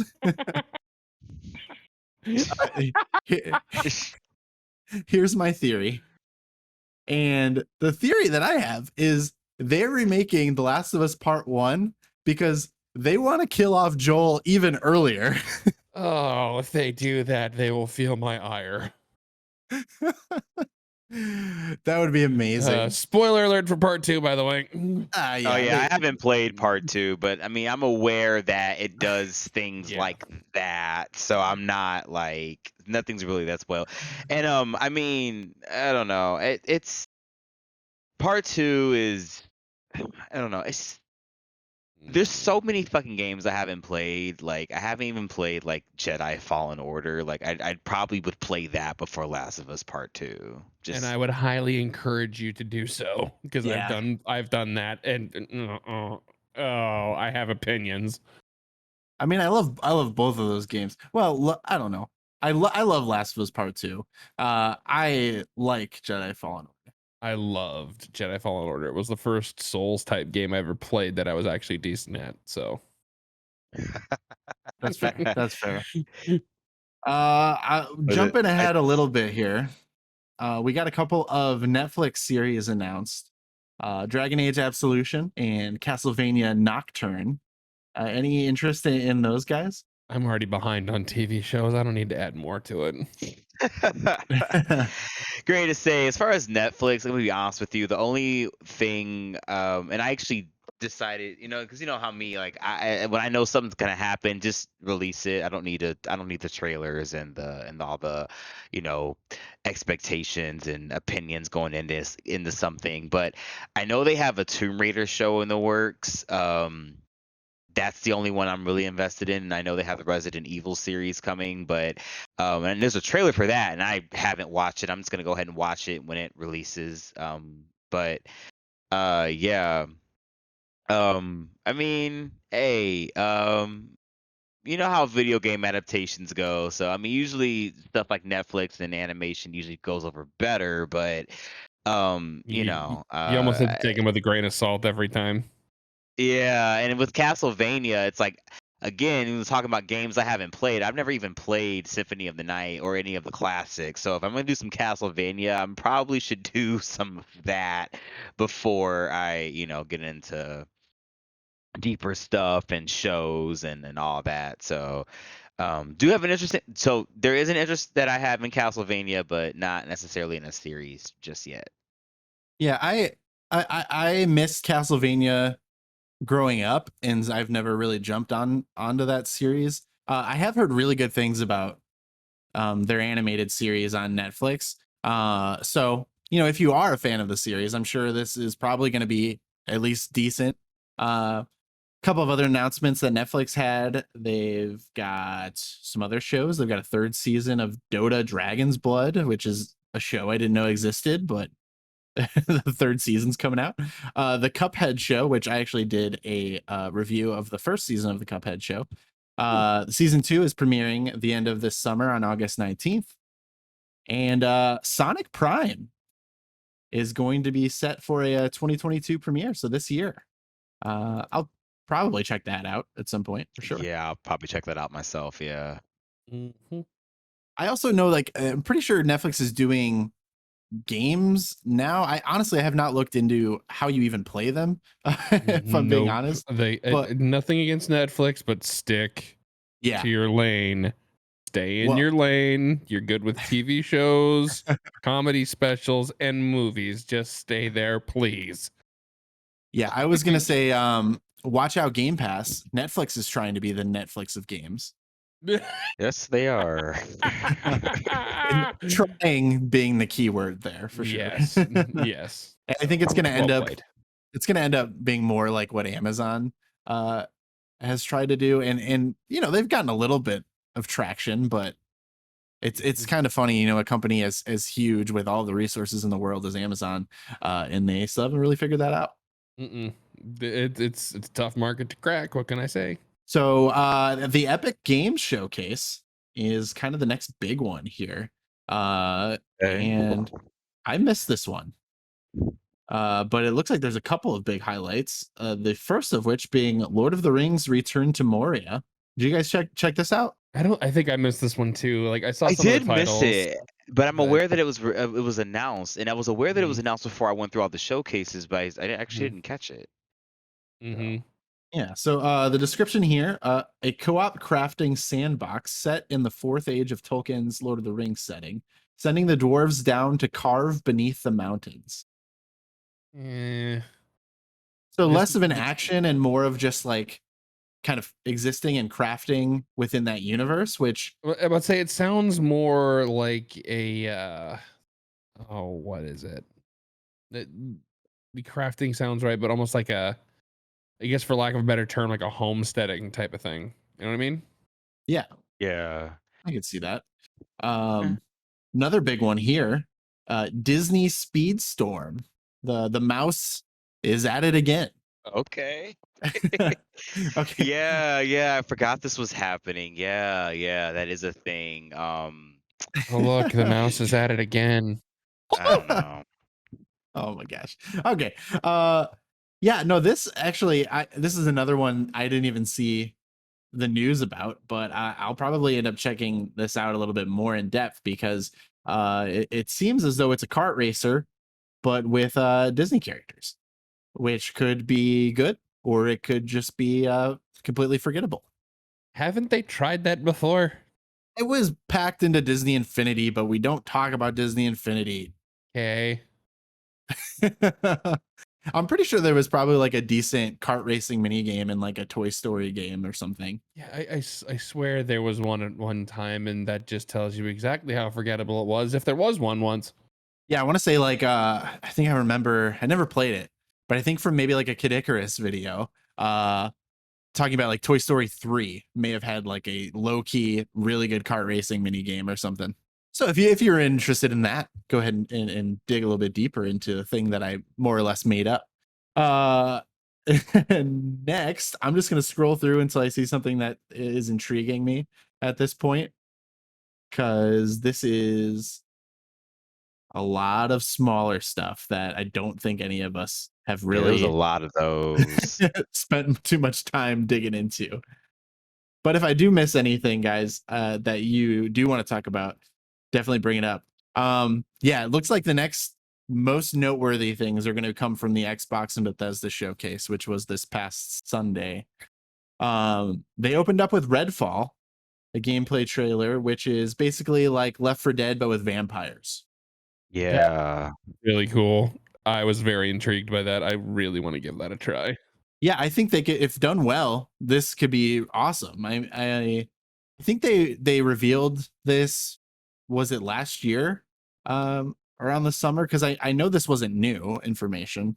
But yeah, I think Mhm. as long as they don't rest on it being like the solid formula, because I think that's kind of the trap a lot of these games fall into is like, oh, this seems to make so much sense. Left 4 Dead plus vampires, but you got to actually do the work behind that to make the mechanics make sense, especially with vampires and like the differences in lore, like what type of powers are these vampires going to have, that type of thing. So we'll see. I have high hopes for it. Mm-hmm. It's got a good opportunity. I really like the trailer because it really highlighted the characters you get a chance to play as and their different abilities and whatnot. So that actually made it intriguing.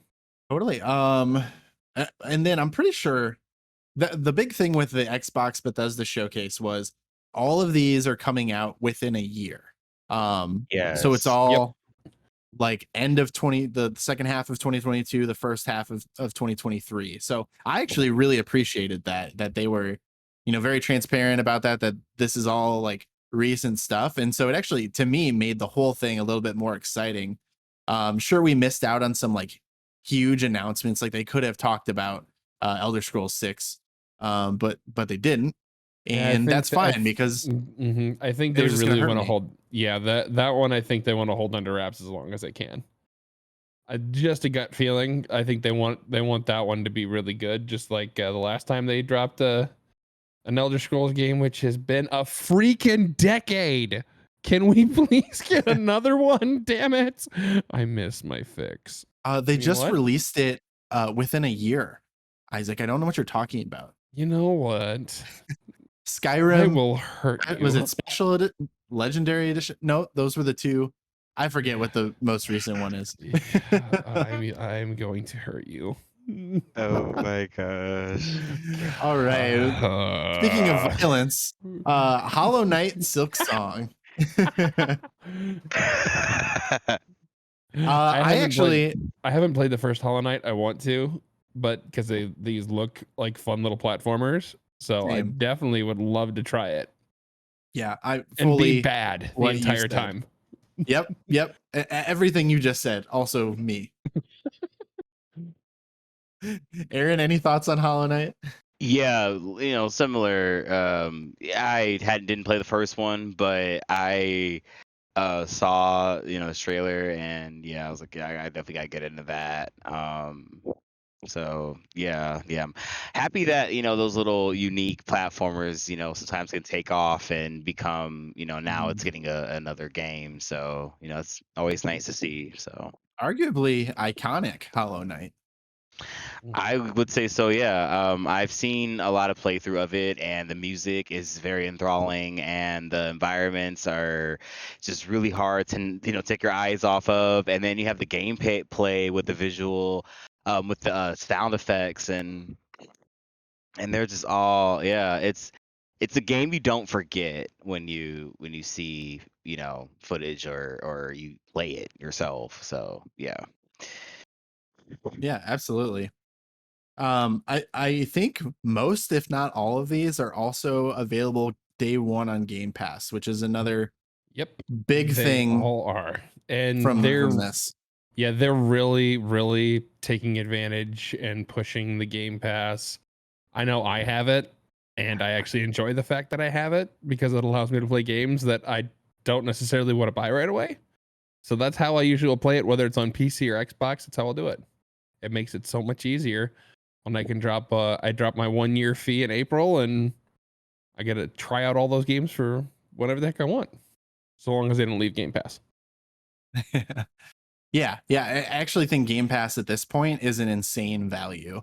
That was the biggest reason like I was fine investing into building my PC, was because I knew like I didn't have to spend a bunch of money on games. I could, pay the Game Pass subscription, and boom, I have this huge library available to me right away. And exactly what you said, at least giving you the chance to try out a game when it releases without investing more money into it is a cool thing. So Xbox, honestly, I felt like they had a really good showcase here, and obviously we've got more to get into, but it was, I think they made some really good consumer friendly moves by only showing off games that are releasing within a year, and them all being a part of Game Pass for sure. Speaking of some, I keep trying to do these segues. This one doesn't work. The opposite of what I just said, consumer friendly things. Activision Blizzard. They Wah, wah. they're being acquired by Microsoft. So hopefully, good guy Microsoft fixes or tries to fix something. Who knows? But Overwatch 2 was here, and they did announce Overwatch 2 is going to be free to play, which Richard and I actually dove into this as well in the opening segment to this episode. So I'll abstain from this conversation. But if you guys have any opinions on what Blizzard's been doing and Overwatch.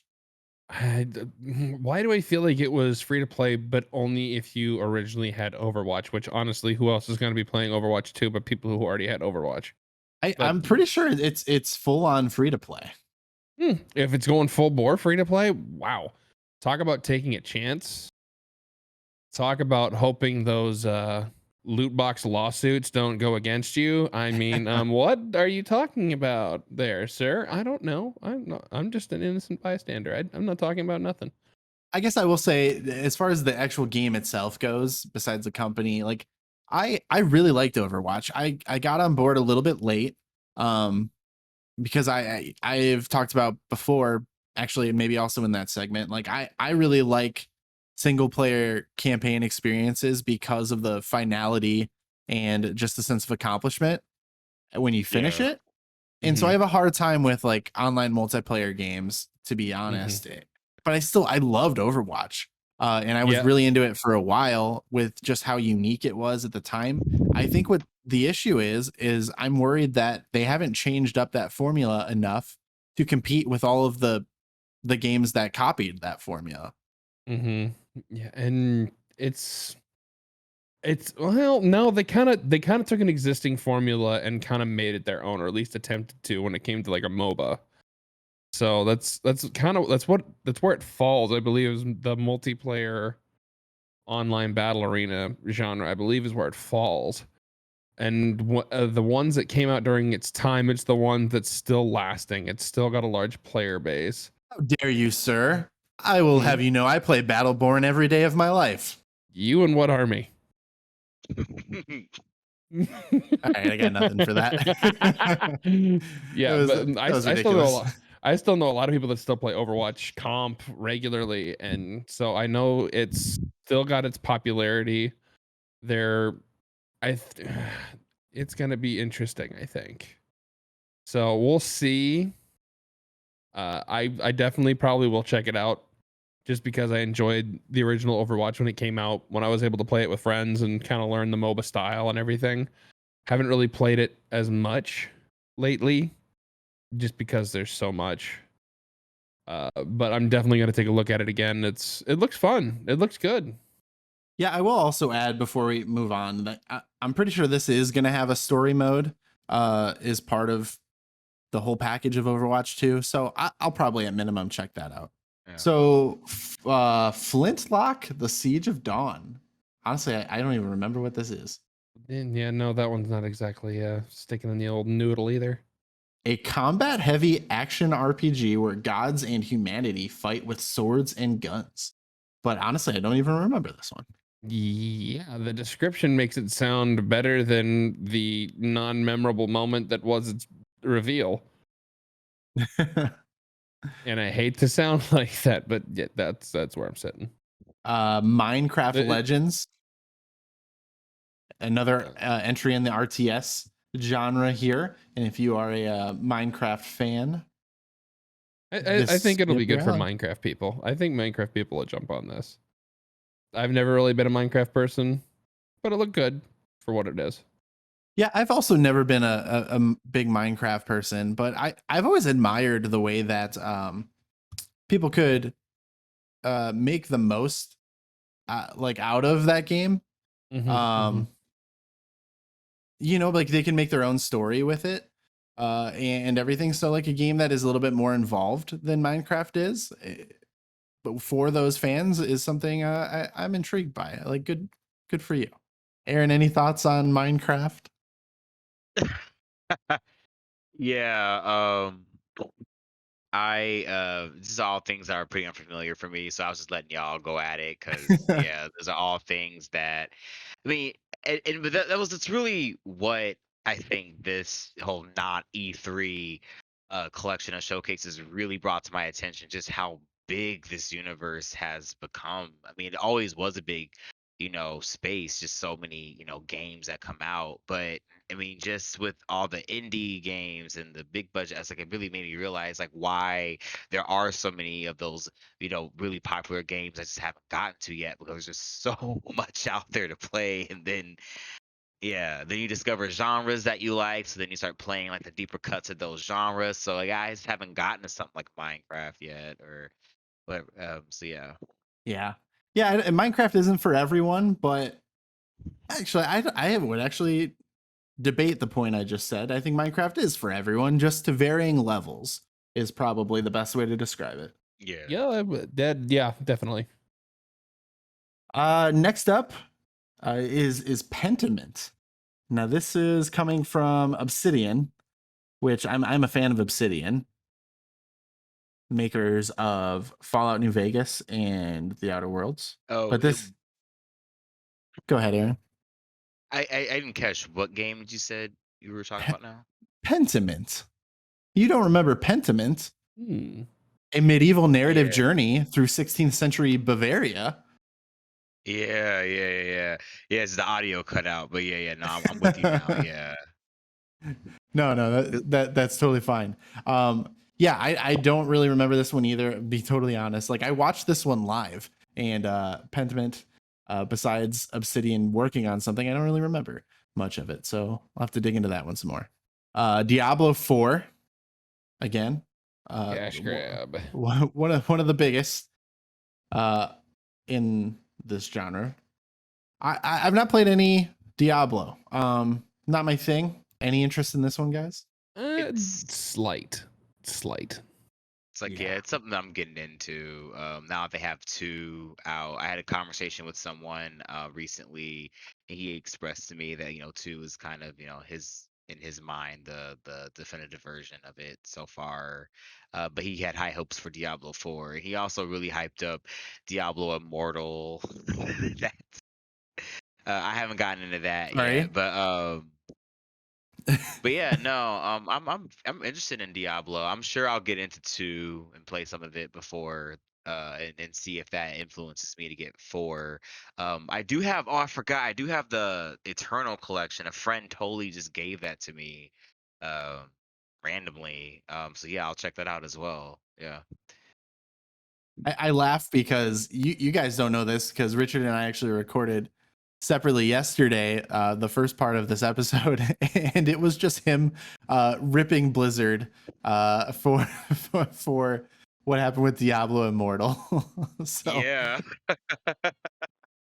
so very just an interesting contrast to then hear someone who's a fan hyping it up. Something I'm very I'm excited just for people in general, for gamers, because this doesn't really affect me much with the hardware that I have available to me. But Persona 3, 4, and 5, the best versions of those games are now going to be available on Xbox. Mhm. Yeah. 5 being first. Yeah, so this is coming out October 21st is what we have here. All 3 are coming to Game Pass and Windows. So yeah, I think that's awesome. I've played I almost said a fair amount of Persona 5. Like I've played a few hours, which is like a fraction of the game, to be honest. But I've really enjoyed it. I love turn-based JRPGs.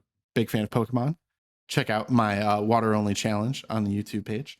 Yeah, so I'm excited to see this hit a new audience for sure. And then Oh yeah. I have a lot of Persona to catch up on, so that's what I mean. Like Xbox is really every conference. It feels like Xbox just encourages me to get one even more, and then yeah, seeing things like that, I'm like, ugh. They have the new stuff. They're even pretty good with having a lot of um retro or games from the past that people want to play today. Yeah, man, Xbox is really coming with it. Yeah, they had a good showcase here. I'll run through some of the other notables here. High on Life was a weird first-person shooter game from Justin Roiland, one of the creators of Rick and Morty, where your guns are like these weird alien creatures that are alive, and they have the voice of Morty. So I don't know what type of IQ you have to have for that one. It looks interesting at the very least. Yeah, I love the art style, but I couldn't help but think, I don't know if I could do that voice a whole game. Yeah, there is that.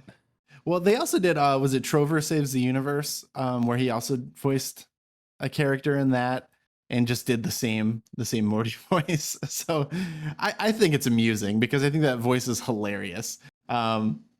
Just the way it's like always panicked and excited at the same time. Yeah. Which I think maybe that's just because that's how I exist as a human being, is in a state of panic and Perhaps. excitement. We saw a glimpse at A Plague Tale Requiem, a sequel to A Plague Tale Innocence, I think. Forza Motorsport and Forza Horizon 5 Hot Wheels. So two Forza related products there. Microsoft Flight Simulator, we kind of teased a little bit earlier. That game, I mean, it's like calling it a game is bold. It's exactly what its title is. It's Microsoft's Flight Simulator, but it's just ridiculous because you can literally like go, can't you go everywhere on the world? Mm-hmm. You can go to your house in a little plane or a big plane. I think Mm-hmm. I've never played it, but 40th anniversary edition is coming in November. Let's see some more content for Fallout 76. Arc 2. If anyone was a big fan of Arc, Is that Arc 2 or is it just an expansion on Arc itself? I see Arc 2, a new cinematic trailer for the diesel-powered sequel. Scorn looks interesting because we were aware of this one, but we got another trailer here, and it's releasing in October, right in that prime spooky season.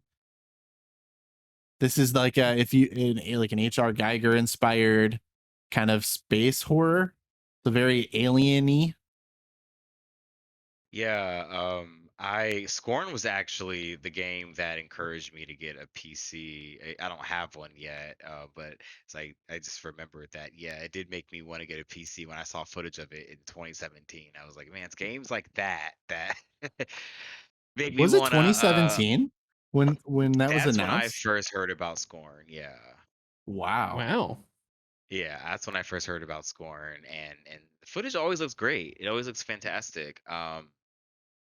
So but now that it's a thing, I don't know. I'll see. For various reasons, I do want to get a PC, but I'm happy that it's also coming out on Xbox, so that if I go that route, I can just play it on Xbox. But yeah, I've had my eye on this game for years, and the trailer did still keep me interested. I actually looked away because I felt I was seeing too much. I was like, okay, I'll just drop the release date on me. So.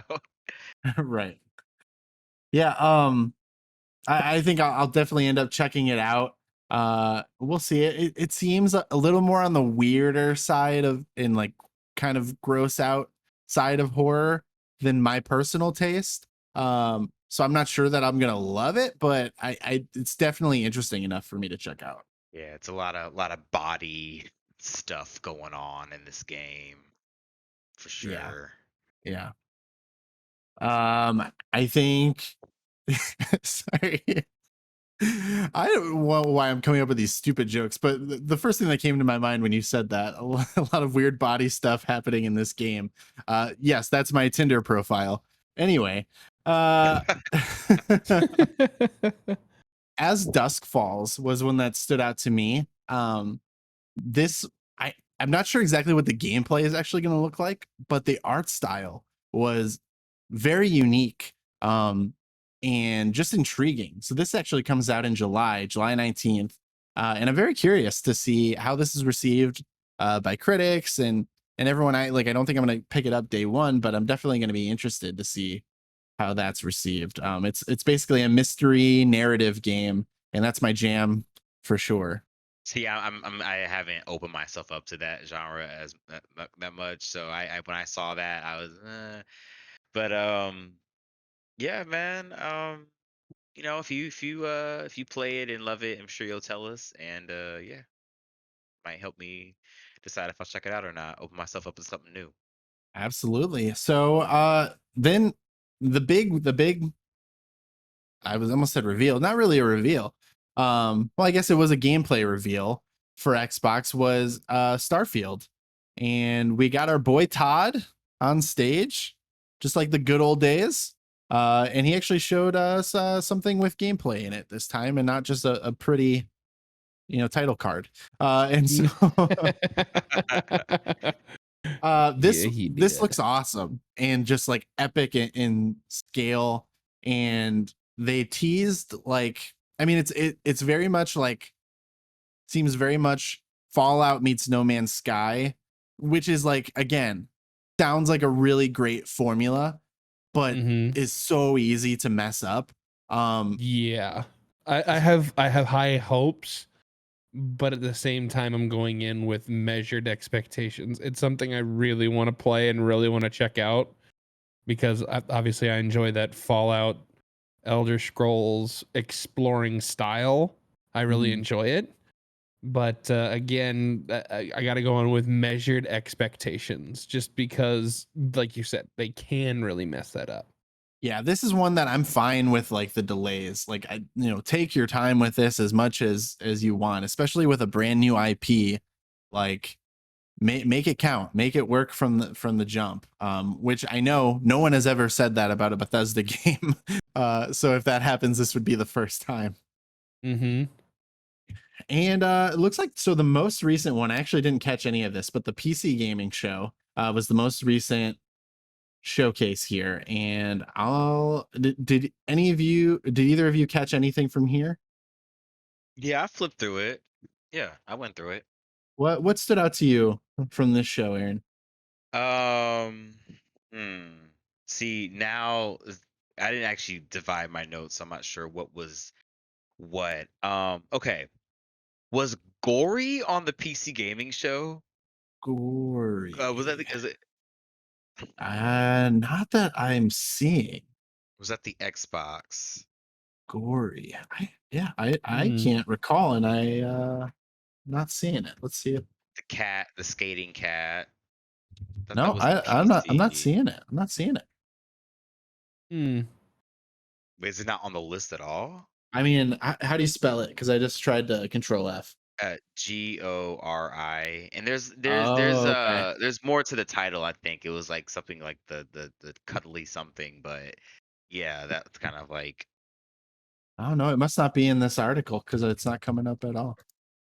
gory. I just watched this trailer today. It looks really epic. It was a cat fighting demonic evil on a skateboard, and as you mentioned, it was extremely, as the title implies, it was extremely gory, and I was like, the music was metal, and also like it was like metal, but I'm blanking on my genres here. My mind is been a it's been a long 2 days full of showcases and thoughts and all that.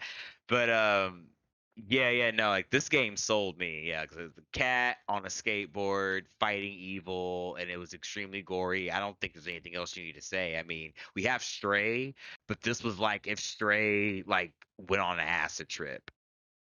Mm. It was crazy. I'm gonna have And to then find we this. have the next, if you loved Inside and Limbo, they brought out Cocoon. That looks hype. I was excited for that. Yeah, Mhm. Cocoon. Yep. I don't know. I would say I liked Limbo more than Inside, but Inside still did it for me. I was very I thought the way it played out was very very interesting to where I was gonna keep up with that studio. Yeah, I still have to play. Is it Play Dead?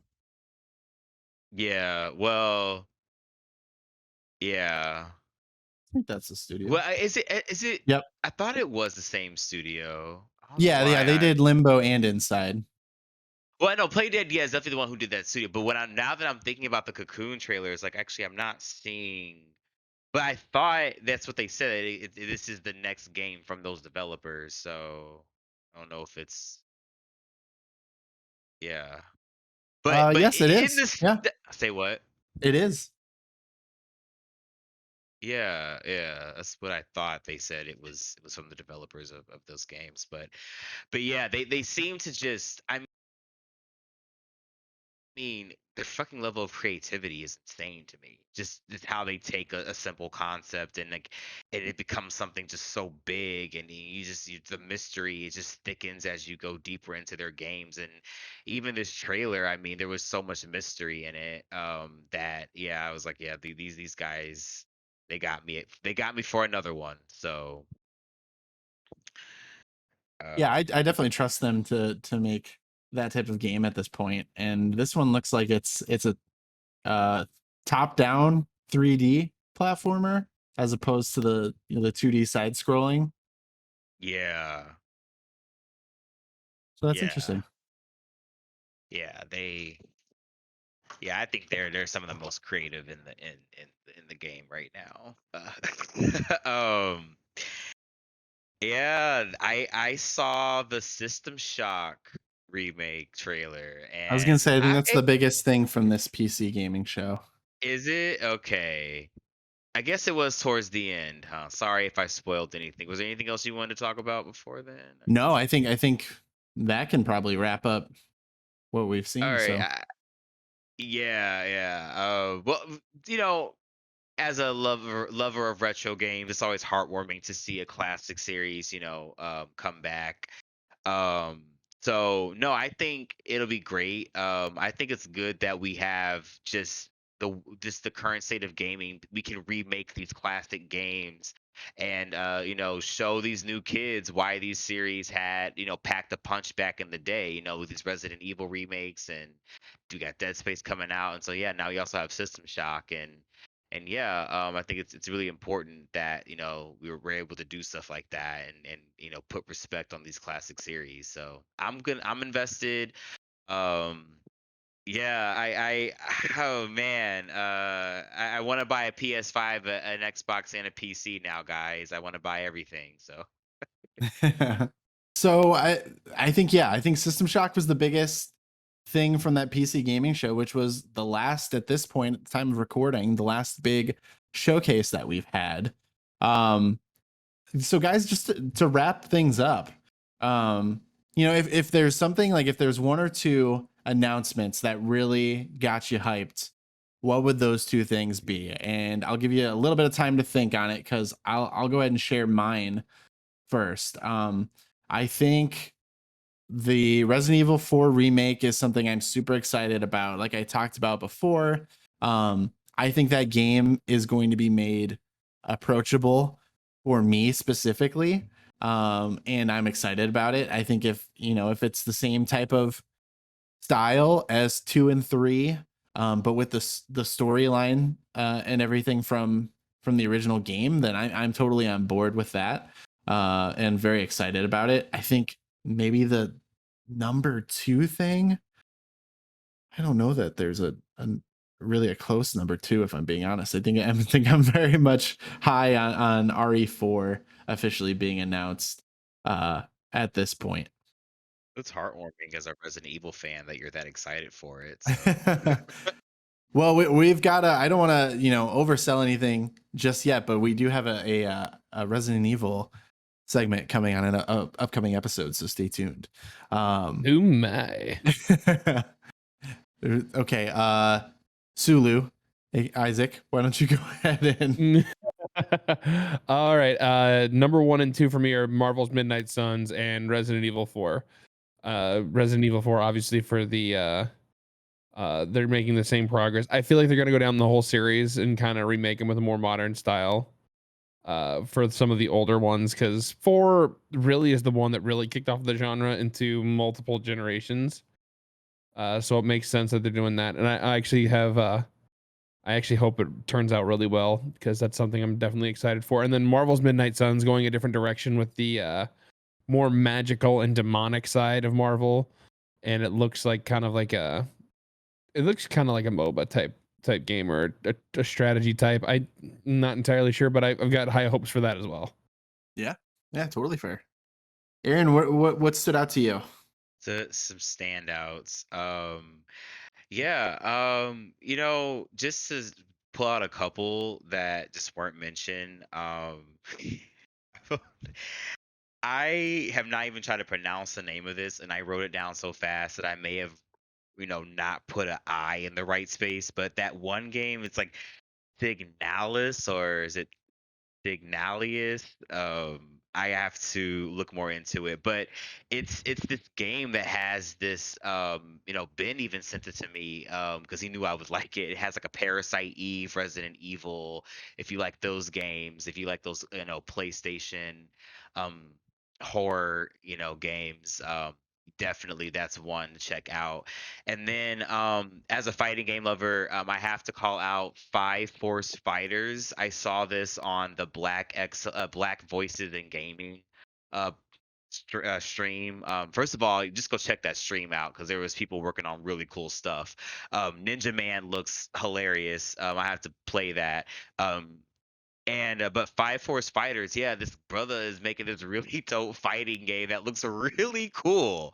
I usually, when people try to, bring a lot of modern aesthetics into a fighting game, if they're not already, people that are very in tune with that, like, the developers of Tekken and all that, usually you can kind of, run flat, it kind of can be what the kids say, try hard. But this looks very, like, I was like, this looks like something Capcom would fuck with.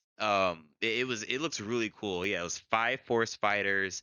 I saw it on the Black Voices in Gaming stream that you should check out, if you want to look more into what all the other indie stuff has to offer from these uh huge collection of showcases we have going on right now. Yeah, definitely.